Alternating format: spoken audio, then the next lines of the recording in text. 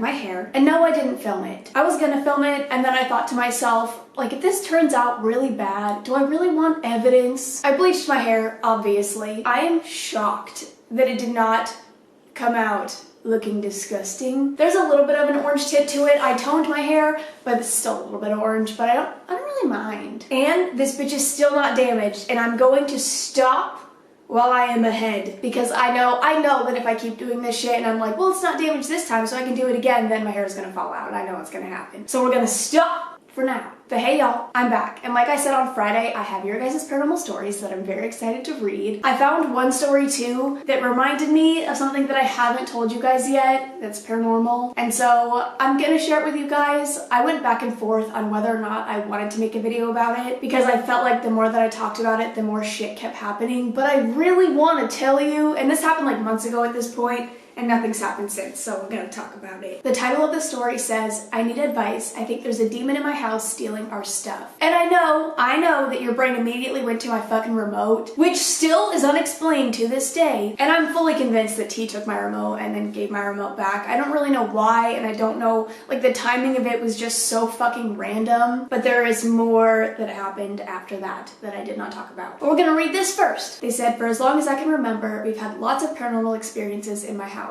It's calmed down a lot recently, knock on wood, but lately things have been disappearing and showing up weeks later. I know this is meant to share scary stories, but I don't know where else to put this. Wait, I think this is, like, I feel like anything paranormal is fine. It doesn't have to be like, boo, spooky, scary. Like, it can just be like paranormal, and that's cool. A couple years ago, my little brother had my mom's old phone. It was deactivated so he could only play games on it, but he was constantly playing on it and he was really attached to it.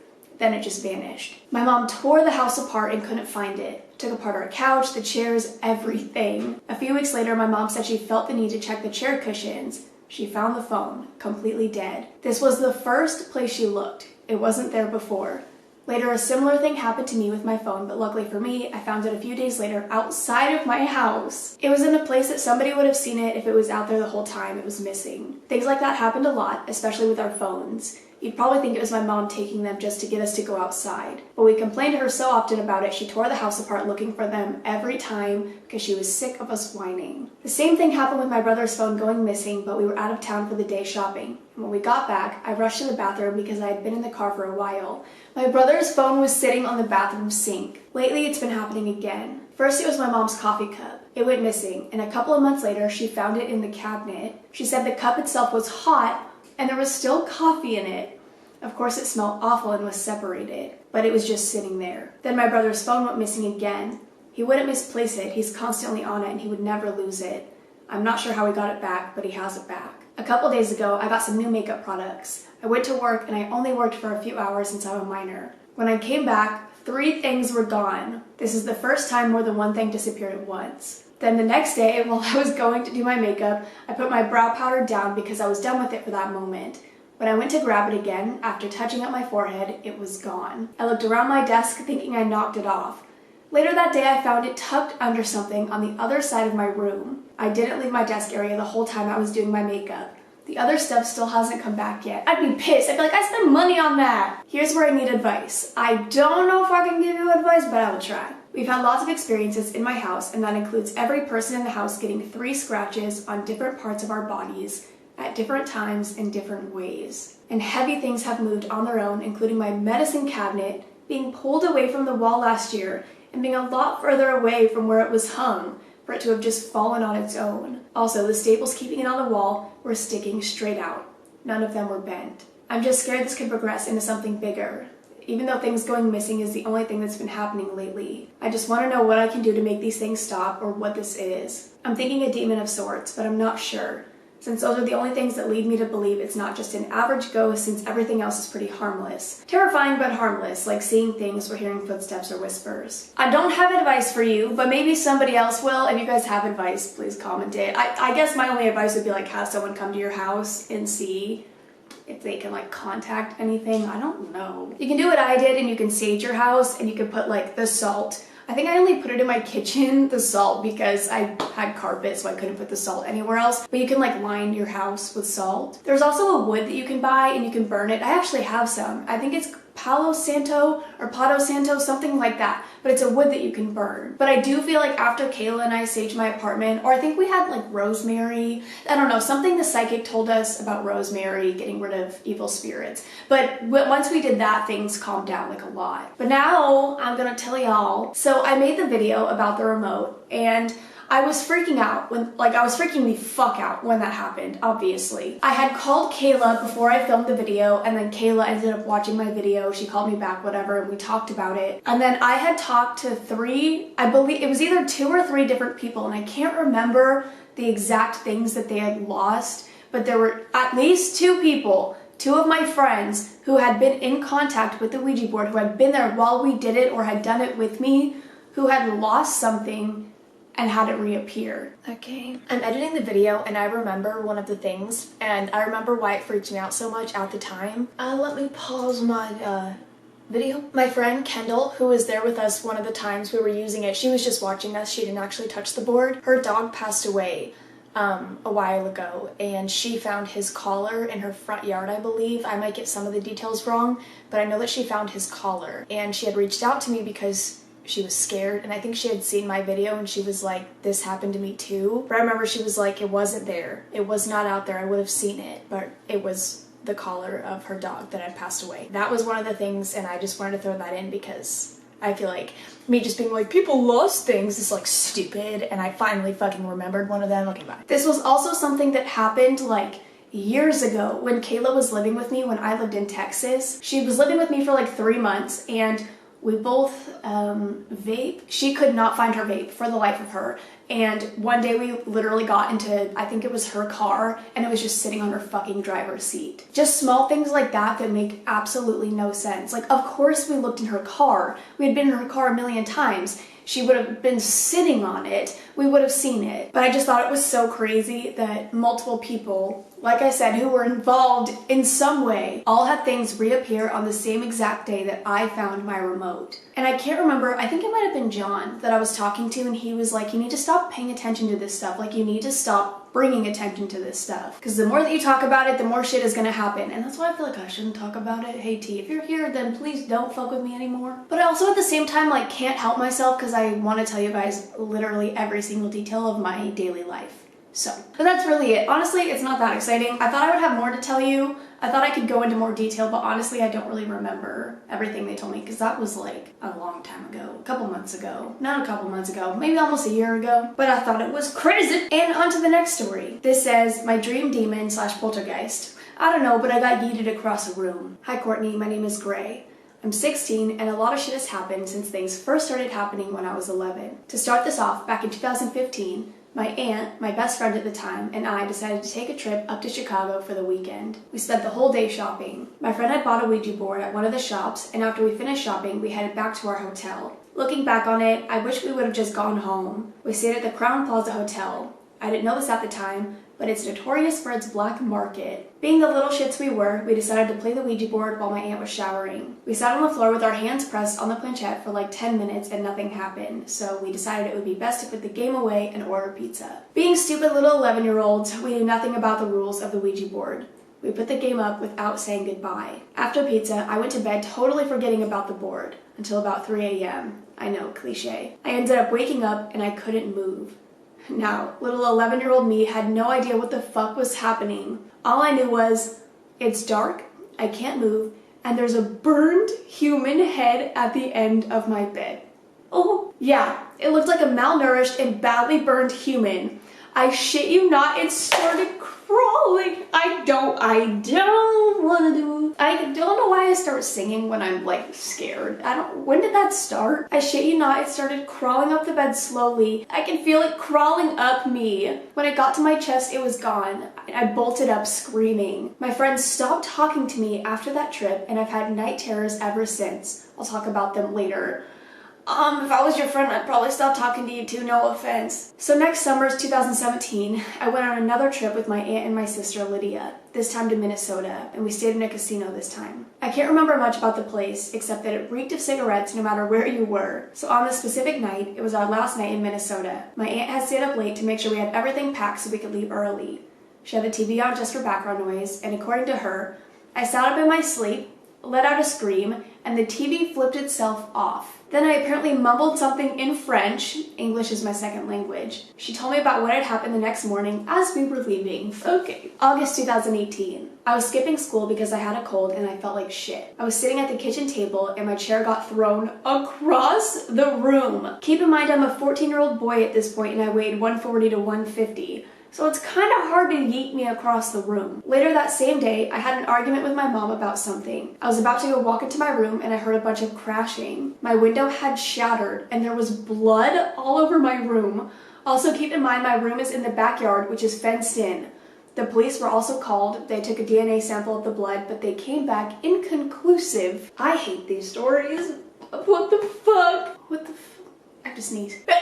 Okay, time to talk about the dreams. I've had very vivid dreams for as long as I can remember, but the night terrors just started a few years ago. 1. The date, time, and location in the dream is always different, but always ends in me being burned alive by people in demon masks. And this is not a dream, but I'm in a group where we go out and clean up areas like once a month. So on a specific day, we were cleaning in a wooded area not too far off the road. Like we could still see the road from where we were cleaning. And one of the other guys in my group goes, "Hey guys, look at this," and pulls a devil mask identical to the ones from the dream out of a clump of mud, grass, or some shit.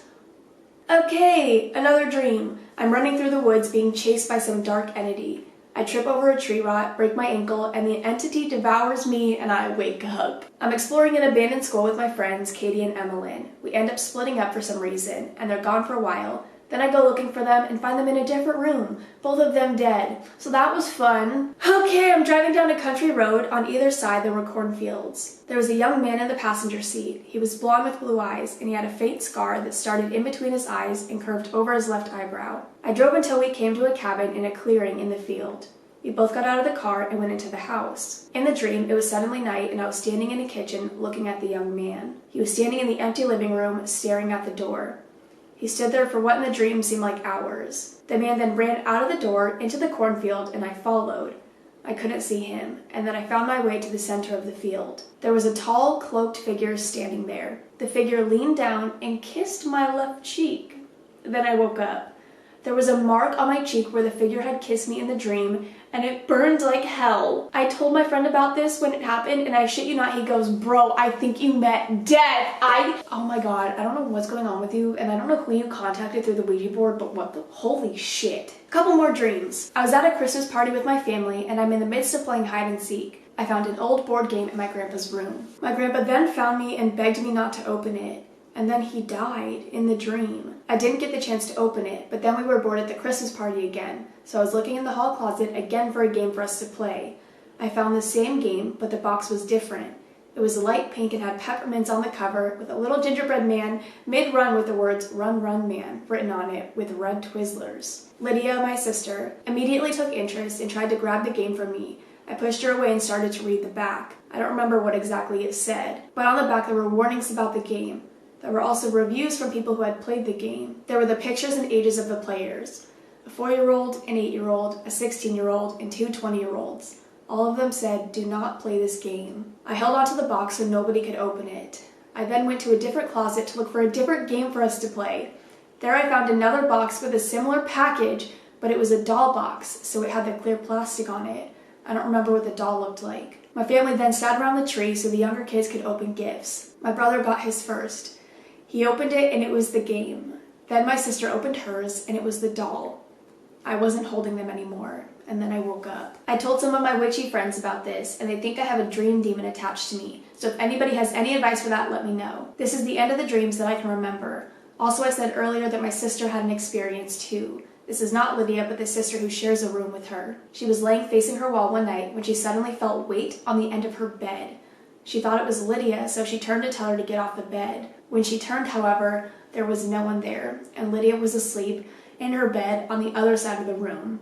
And that's it. I'm sorry for the long post. I'll keep you updated if anything happens. Don't apologize. But there is an edit. They said, I forgot to mention in that Run, Run, Man dream that my grandpa's ghost kept appearing only to say, "You have 10 hours to hide." I've also found small bruises on my arms and legs that I can't remember where I got them from. Not necessarily paranormal, but just weird. I get bruises all over my body and I have no idea where they're from. But I don't know if they're, oh my god, what if they were paranormal? I've never heard of a dream demon. Maybe I'll look into that. I mean, I'm assuming it's just a demon that follows you into your dreams, but I feel like that's also the most like surface level way to put it. But I'll look into that. I've never heard that before. So if anybody does have advice or I guess more information, let us know. But this is the last one I'll read. It says, "The shadow people watching from my porch." My name is Melly and I'm from Oahu, Hawaii. And it's kind of a known thing that Hawaii is very haunted. I actually didn't know that. In this email, I have paranormal experiences from 2 different houses in Oahu I've lived in. I'm sorry if I say either of the houses' names wrong.